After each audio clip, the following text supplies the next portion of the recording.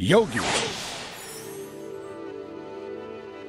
Hi, this is Yogi Berra. When you come to the fork in the road, take it.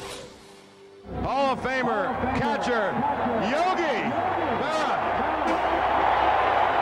The St. Louis area has produced a number of outstanding baseball players, but none more accomplished than Lawrence Peter Berra.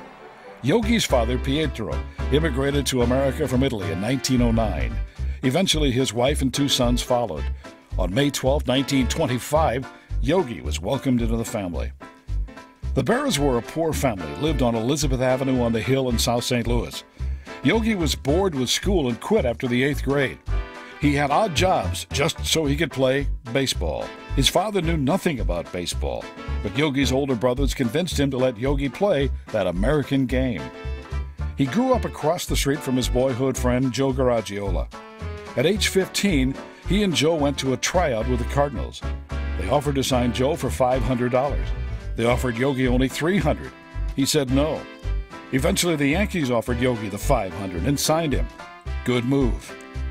Into the minor leagues on a Class B team, Yogi reportedly drove in 23 runs in a doubleheader.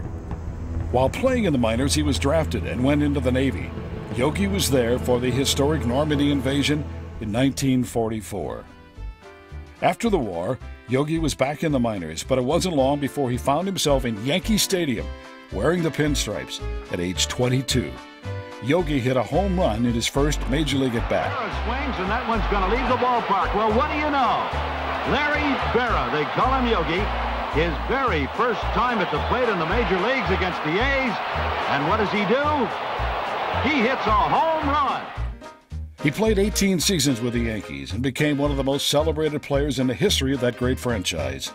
He was the American League's MVP 3 times. Yogi was passionate and excelled, despite being told many times that he was too small and couldn't make it. He proved them all wrong. He knew how to win. Check out these numbers. He appeared in 14 World Series and has enough series rings for every finger and thumb, 10. Yogi holds a host of World Series records, most games, at-bats, most hits. And he caught the most famous World Series game in history, Don Larsen's perfect game in 1956.